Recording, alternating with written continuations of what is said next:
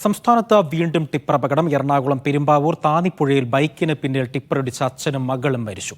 കോതമംഗലം കറുകടം സ്വദേശി എൽദോസ്, മകൾ ബ്ലസ്സി എന്നിവരാണ് മരിച്ചത്. എൽദോസും മകളും സഞ്ചരിച്ച ബൈക്കിന് പിന്നിൽ ടിപ്പറിടിച്ച് കയറുകയായിരുന്നു. 10 മീറ്ററോളം മുന്നിലേക്ക് നിരങ്ങി നീങ്ങിയതിനു ശേഷമാണ് വാഹനങ്ങൾ നിന്നത്. നഴ്സിംഗ് വിദ്യാർത്ഥിയായ മകളെ അങ്കമാലി റെയിൽവേ സ്റ്റേഷനിലേക്ക് യാത്രയാക്കാൻ പോകുന്നതിനിടെയാണ് അപകടം. പെൺകുട്ടി സംഭവ സ്ഥലത്ത് വെച്ച് തന്നെ മരിച്ചു. ആശുപത്രിയിലേക്ക് കൊണ്ടുപോകുന്നതിനിടെയാണ് എൽദോസ് മരിച്ചത്. പോലീസും ഫയർഫോഴ്സും സ്ഥലത്തെത്തി മൃതദേഹങ്ങൾ അങ്കമാലിയിലെ സ്വകാര്യ ആശുപത്രിയിലേക്ക് മാറ്റി. മരിച്ച എൽദോസ് പാലക്കാട് കൃഷി അസിസ്റ്റന്റായിരുന്നു. കണ്ണൂർ പയ്യന്നൂർ കവായി റോഡിൽ യുവാവ് വാഹനാപകടത്തിൽ മരിച്ചു. കാട്ടാമ്പള്ളി സ്വദേശി താജുദ്ദീനാണ് മരിച്ചത്.